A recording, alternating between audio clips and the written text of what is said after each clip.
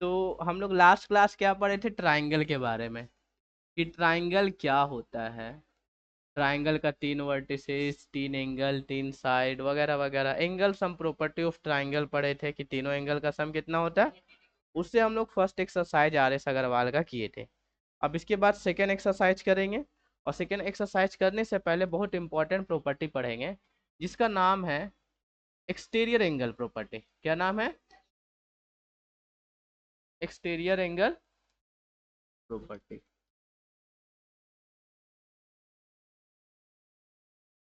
तो exterior angle property क्या होता है, उससे पहले हम लोग समझेंगे कि अगर कोई ट्राइंगल है, क्या है, ट्राइंगल है ABC, तो इसका जो ये फिगर के अंदर उसे हम लोग इंटीरियर पार्ट कहते हैं और बाहर का एक्सटीरियर कहते हैं। तो उसी तरह से इसका एक इंटीरियर एंगल होता है। ये है एंगल A, एंगल B और angle, this is interior angle. क्या? और इसका एक्सटीरियर भी होता है, क्योंकि बाहर वाला भी पार्ट है। ये सब एक्सटीरियर पॉइंट है कि नहीं है? तो अगर हम इसको आगे एक्सटेंड कर दे, तो ये जो एंगल बना, क्या बना?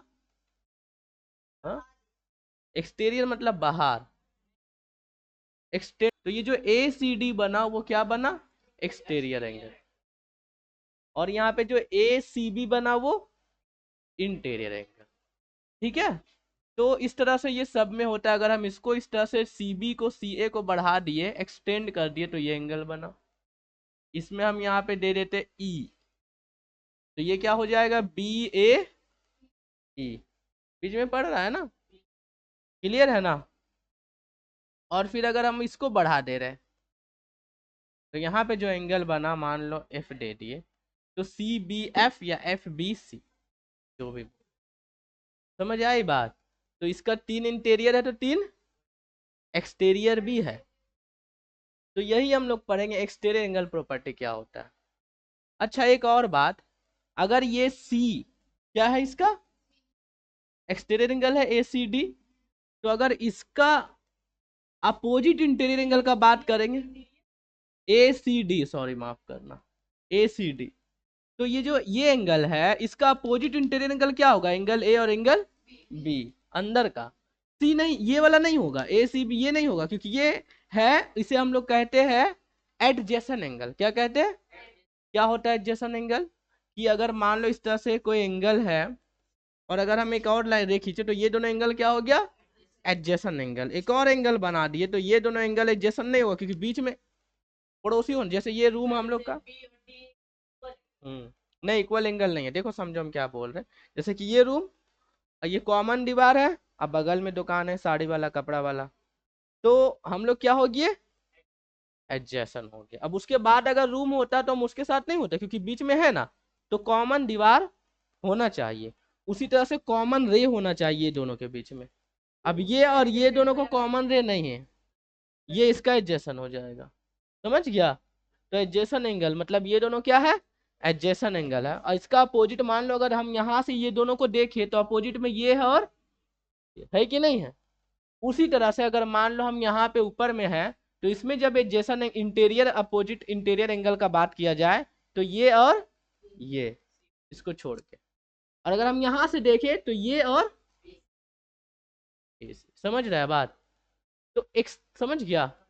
तो एक्सटीरियर एंगल प्रॉपर्टी क्या होता है? ये बोलता है कि अगर कोई भी ट्राइंगल है, क्या है, तो उसका जो बाहर का एक एंगल होता है, एक्सटीरियर एंगल, वो सम होता इक्वल होता है sum of the two opposite interior angle.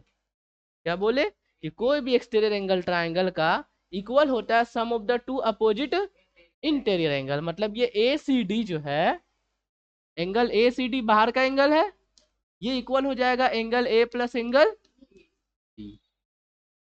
समझ गया? हाँ, तो ये बात। चलो इसको हम नाम दे दिए X, ये Y, और ये Z। क्या समझा? तो X इज इक्वल टू क्या हो जाएगा? Angle A plus angle B। उसी तरह से Y का अगर बात किया जाए, तो Y क्या हो जाएगा? इसका अपोजिट कौन है? C और B, यही है ना अंदर का। ये ये वाला, ये एंगल बाहर का एंगल। तो क्या हो जाएगा, सी और बी होगा ना, एंगल बी प्लस, और जेड का क्या अपोजिट हो जाएगा। बहुत बढ़िया।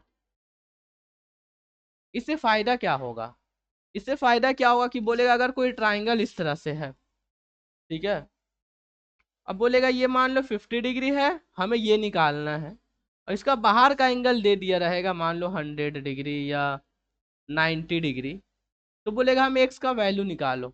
अब ये निकालने के लिए हमको ये एंगल चाहिए होगा, बट ये तो है नहीं, समझ रहा है ना, तो हम लोग डायरेक्ट यहाँ पे निकाल लेंगे 50 + x, तो ये 40 हो जाएगा, क्या हो जाएगा, क्योंकि बाहर का एंगल होता है equal to the sum of the two opposite interior angle, ठीक है, क्योंकि ये देखो 50 + x इज इक्वल टू क्या होगा 90, क्योंकि कोई भी ट्राइंगल का बाहर का angle exterior angle equal to the sum of the two opposite interior angle, ठीक है, तो इसीलिए क्या हो जाएगा 90, ये प्लस का इधर क्या हो गया, एक्स का वैल्यू कितना हो जाएगा 40, समझ गए, समझ में आया कि नहीं।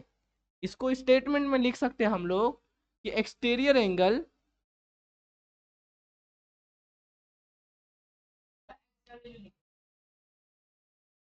हाँ ये वाला,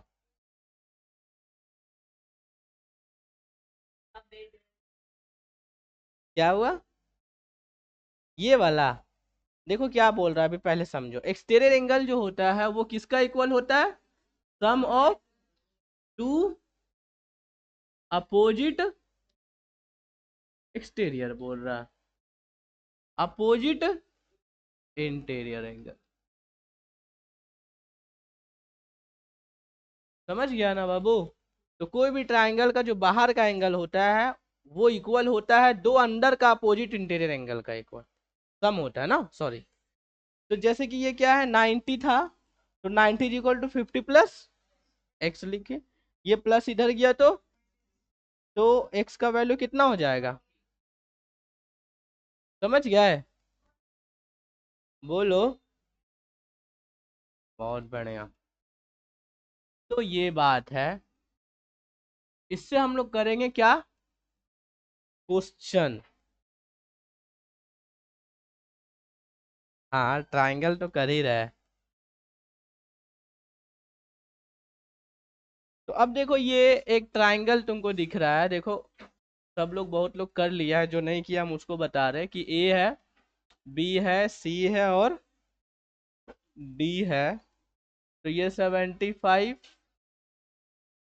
ये 45, और हमें ए सी डी निकालना है, क्या निकालना है, ए सी डी क्या एंगल है, एक्सटीरियर की इंटीरियर, एक्सटीरियर, और अगर ए सी बी बोलता तो इंटीरियर, तो हम लोग क्या पढ़े कि exterior angle is equal to sum of the two opposite angle, तो A C D is equal to लिखेंगे हम लोग angle A plus angle B, और इसको लिखेंगे इस तरह से, एक्सटीरियर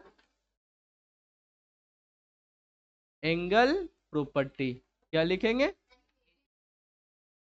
समझ गए, तो एंग ए सी डी कितना हो जाएगा 75 + 45, 5 इसको दे दो 88, 120 हो गया, ठीक है, यहाँ पे जो जो लिखा हुआ उसको लिख देना बाबू,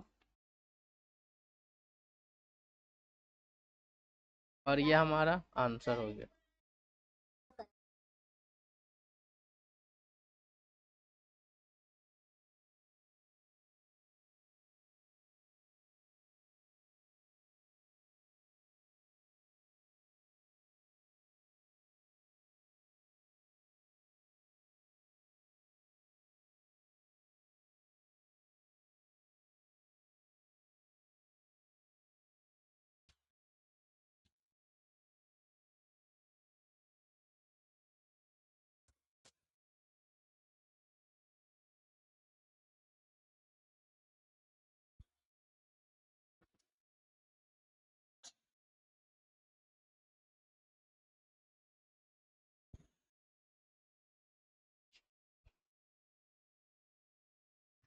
तुम बना वाले, और करो।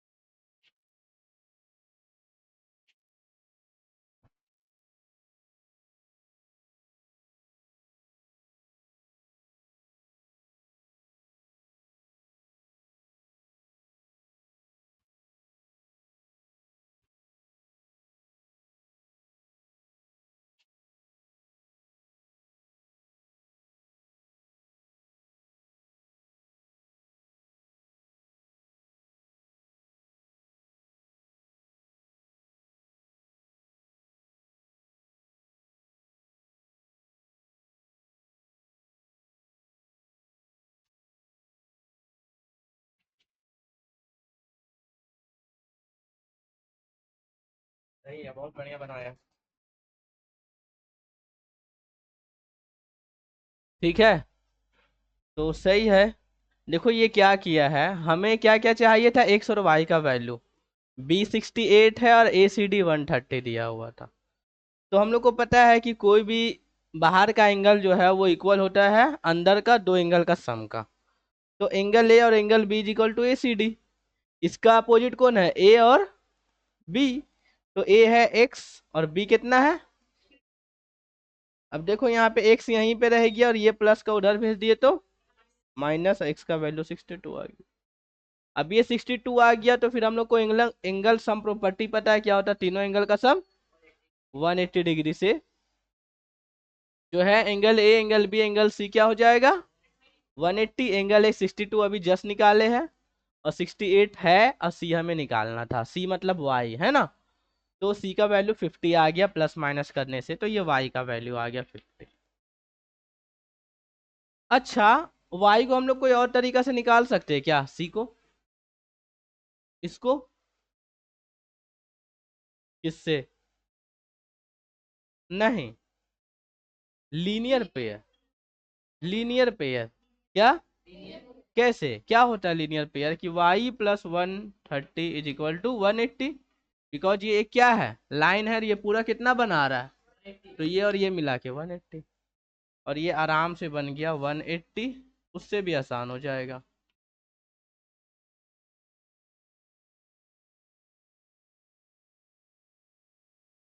एक ही बनाना है, या तो वो या तो ये, उतना टाइम नहीं ना रहता है।